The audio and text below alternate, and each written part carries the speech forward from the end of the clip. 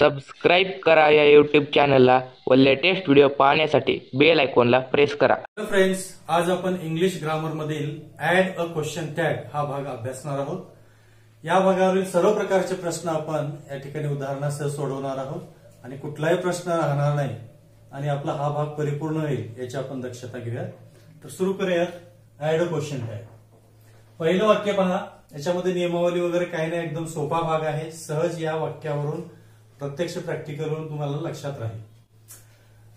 Add a question tag मध्ये दिलेलं वाक्य जशाच तसं लिहायचं असतं. हे वाक्य जशाच तसं लिहिल्याच्या नंतर त्या ठिकाणी पुढे कॉमा द्यायचा आणि त्याच्यानंतर वाक्यामध्ये सहाय्यकारी क्रियापद आहे का नाही पाहायचं.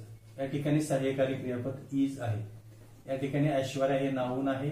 सहाय्यकारी क्रियापद नाऊन आणि सहाय्यकारी क्रियापद किंवा मुख्य क्रियापद या दोनच गोष्टी लक्षात ठेवायच्या आहेत.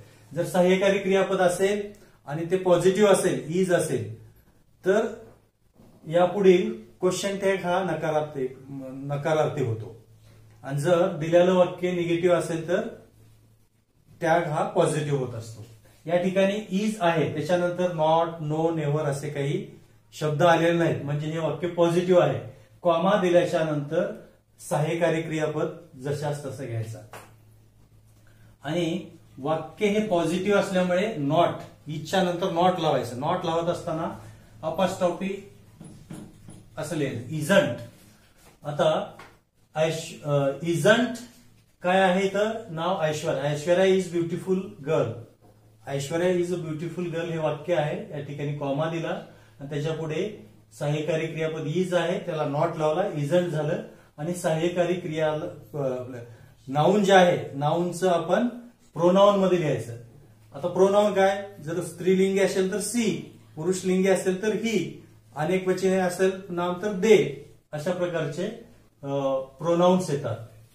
म्हणून ऐश्वर्याच्या ठिकाणी आपण काय लिहिणार, सी, इजंट सी आणि पुढे क्वेश्चन मार्क. झाला, हा प्रश्न सुटला.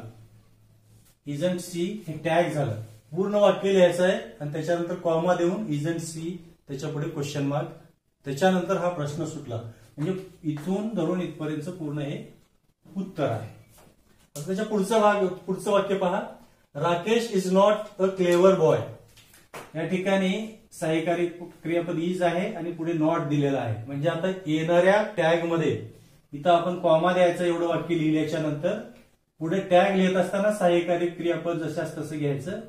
मात्र इथं इजंट येणार नाही का, तर या वाक्यामध्ये ऑलरेडी नॉट आहे. जर इकडं निगेटिव्ह असेल तर तिकडे पॉझिटिव्ह, इकडं पॉझिटिव्ह असेल तर इकडं निगेटिव्ह होणार, हे लक्षात ठेवलं पाहिजे. इज त्याच्यानंतर डायरेक्ट नाऊन, नाऊनच्या ऐवजी प्रोनाऊन घ्यायचे. इज ही, राकेश पुरुष लिंगी नाम असल्यामुळे आपण इज ही असं घेणार आणि त्याच्या पुढे क्वेश्चन मार्क. या ठिकाणी हा प्रश्न सुटला.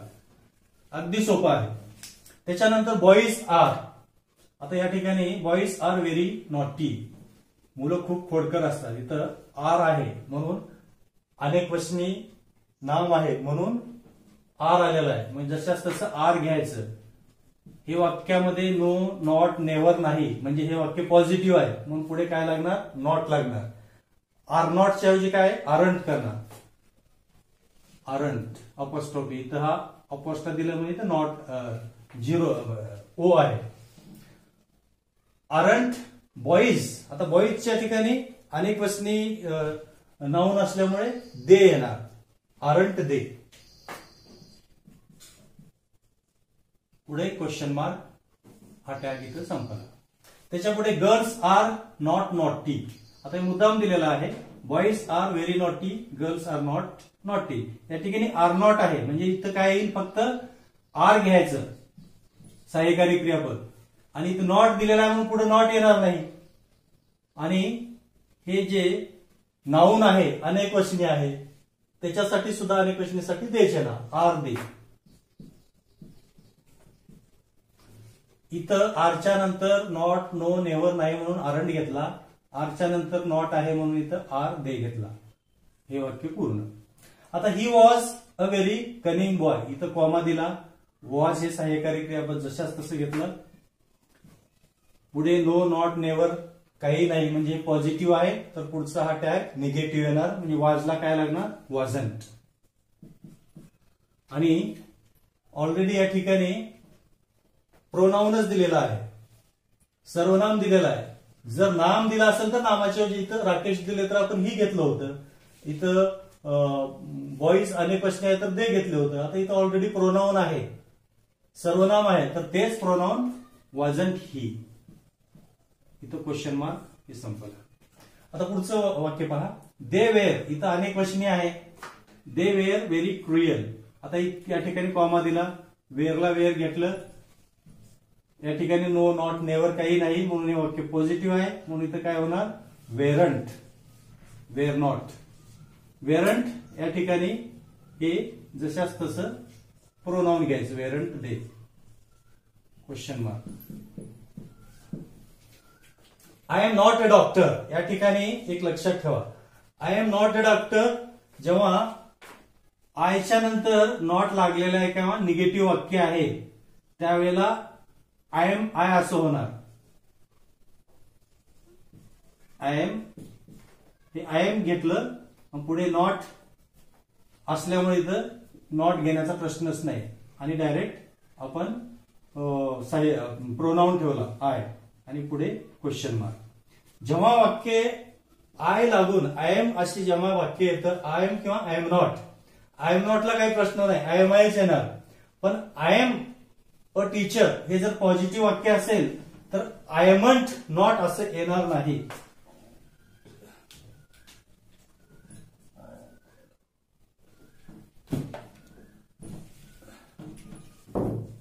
आय मंट आय हे चुकीचं आहे. तर याचं काय येईल, आरंट आय. फक्त एवढाच बदल आहे, जरी एक वचनी आय असला तरी मात्र निगेटिव्ह करताना आयमंटच्या ऐवजी आरंट आय होणार. या ठिकाणी बरेच मुलं चुकतात किंवा बरेच कॅन्डिडेट चूक करतात, तर हे एवढा बदल लक्षात ठेवायचं. फक्त आय एमच्या ठिकाणी, फक्त बाकी इतर ठिकाणी नाही. आय एम नॉट असेल तर आय एम आयच येणार, फक्त आय एम असेल पॉझिटिव्ह असेल तर निगेटिव्ह करताना आयमंटच्या ऐवजी हे आरंट आय हे वाक्य करेक्ट आहे. इथं कॉमा द्यायचं. I go to the school. आता या ठिकाणी सहाय्यकारी क्रियापद गो आहे, तर इथं सहाय्यकारी क्रियापद दिलेलं नाही वाक्यामध्ये, इथं मुख्य क्रियापद दिलेलं आहे. मुख्य क्रियापद जेव्हा असतो त्याच्या काळावरून डू, डज किंवा डिड च आपल्याला सहाय्यकारी क्रियापद घ्यायचं. आता ते कसं घ्यायचं, आता हे गो आहे, गो हे काय वर्तमान काळामध्ये आहे, तर जेव्हा वर्तमान काळातलं वाक्य असतो तेव्हा डू किंवा डज घेणार. भूतकाळातलं जर असेल, इथं वेंट भूतकाळातलं आहे तर तिथं डिड घेणार, आणि गो असेल तर डू, आणि हे वाक्य पॉझिटिव्ह आहे, नो नॉट नाही, म्हणून इथं काय लिहिणार, एनटी. डोंट आणि आयला आय, डोंट आय हे त्याचं वाक्य झालं. आता he goes to the school, या ठिकाणी गो डू असेल तर आणि गोज असेल तर डज. हे सोपं आहे ओळखायला. वर्तमान काळामध्ये जर यस ईएस लागलेलं नसेल क्रियापद तर त्याला डू, आणि येस ईएस लागेल असेल तर डज, डीओईएस. या गोज वरून डज घेतला आणि या गो वरून डू घेतला आणि याला डझंट होईल. हे पण डझंट या ठिकाणी नाऊन म्हणजे प्रोनाऊनच आहे, म्हणून प्रोनाऊन ही घेतला या ठिकाणी. पुढचं वाक्य पहा, सी वेंट होम. या ठिकाणी कॉमा द्यायचं विसरू नका. वाक्य संपले की कॉमा आणि त्याच्यानंतर टॅग लावतो आपण. या ठिकाणी सुद्धा कॉमा दिला. आता वेंट हे भूतकाळातलं क्रियापद आहे मुख्य, तर भूतकाळातल्या क्रियापदाला आपण काय घेणार, डीड घेणार, डीड. आणि इथं नो नॉट नेव्हर नसल्यामुळे काय करणार, डिडंट. आणि सी हा प्रोनाउन जशाच तसा, डिडंट सी. अगदी सोपं. I do not take coffee. या ठिकाणी कॉमा. आता ऑलरेडी तर सहाय्यकारी क्रियापद दिलेलं आहे डू नॉट, तर डू नॉटच्या ऐवजी काय घेणार आपण, डूज घेणार फक्त. डू आणि नॉट ऑलरेडी असल्यामुळे आपण एनटी लावत नाही, निगेटिव्ह वाक्य आहे म्हणून पुढचं टॅग हा पॉझिटिव्ह येणार. डूच्या नंतर डायरेक्ट आय, डू आय. पुढचं वाक्य पहा. सी डिड नॉट वरी, या ठिकाणी कॉमा द्यायचा, वाक्य एवढं लिहून.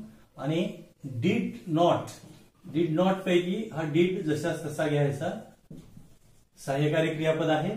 पुढं नॉट म्हणजे हे दिलेलं वाक्य पॉझिटिव्ह असल्यामुळे पुढं नॉट किंवा डिडंट लिहायची गरज नाही, एनटी लिहायची गरज नाही, डायरेक्ट प्रोनाउन घ्यायचं. डिड शी, अगदी सोपं आहे. ही डज नॉट ओबे, या ठिकाणी कॉमा दिलेलं वाक्य जसं तसं लिहून. आता हे डज सहाय्यकारी क्रियापद घ्यायचं, या ठिकाणी नॉट असल्यामुळे इथं एनटी वगैरे लागणार नाही.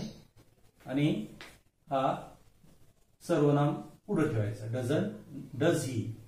महेश अँड दिनेश हे नाऊन आहे. परचेस्ड अ कार, परचेस्ड हे परचेस वर्तमान काळ आणि परचेस्ड भूतकाळ.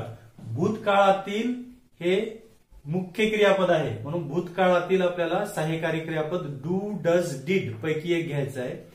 तर डू केव्हा घेतो आपण, एकवचनी नाव असेल, आय असेल आणि त्याच्यानंतर डू असेल. आणि परचेस्ड हे भूतकाळात असल्यामुळे आपण काय करणार, डिड घेणार.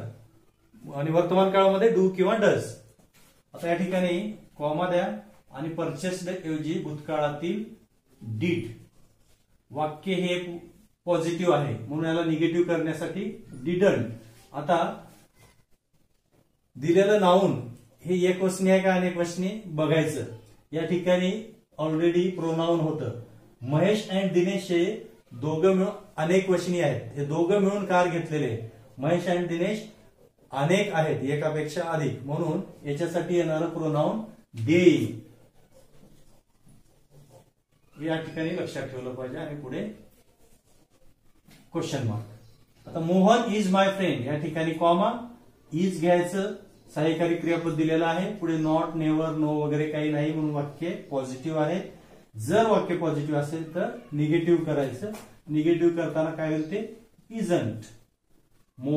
इजंट. आता मोहन हे नाऊन आहे म्हणून त्याच्याऐवजी प्रोनाऊन काय येईल, पुरुषवाचक ही. Isn't he. आता हे पहा, इम्पेरेटिव्ह आज्ञार्थी वाक्य आहे. या ठिकाणी कॉमा दिला, हे पण आज्ञार्थी वाक्य आहे. आज्ञार्थी वाक्य म्हणजे डायरेक्ट क्रियापदाने सुरुवात होते. स्टँड आणि गो काय आहे, डायरेक्ट क्रियापद. जेव्हा वाक्य एखादं क्रियापदाने सुरुवात होतं त्याला इम्पेरेटिव्ह आज्ञार्थक वाक्य म्हणतात. आणि असे वाक्य असतात तेव्हा त्याच्या पुढे नेहमीसाठी विल यू असा येतो. Stand up, go to the school असेल तर पुढे काय येणार, विल यू. याला लक्षातच ठेवायचं, will you. Go to the school, will you. पुढे क्वेश्चन मार्क. आज्ञार्थी वाक्य डायरेक्ट क्रियापदाने चालू होतात, नाऊन नसतो, अशा वेळेला विल यू. आणि लेटेस्टचं जेव्हा वाक्य असतं तेव्हा शाल बी हे वापरायचं. Latest answer the question, shall be. पुढे क्वेश्चन मार्क. हे दोन बदल लक्षात ठेवायचं. लेटेस्टने सुरू असलं की शाल बी आणि इम्पेरेटिव्ह डायरेक्ट क्रियापदाने वाक्य सुरू झालं की विल यू, हे दोन लक्षात ठेवायचं. आणि सर्व प्रकारचे वाक्य या क्वेश्चन टॅग मध्ये कव्हर होतात. आणि कसाही जर प्रश्न आपल्याला परीक्षेत विचारला गेला तर सोडवता येईल आणि व्याकरणाच्या दृष्टीने क्वेश्चन टॅगचा अभ्यास होईल. या ठिकाणी आपण इथंच थांबणार आहोत. धन्यवाद. मित्रांनो, हा व्हिडिओ आपल्याला आवडल्यास लाईक व शेअर करा. तसेच नवीन व्ह्यूअर्सनी चॅनलला सबस्क्राईब करा. कॉमेंट लिहायला पण विसरू नका.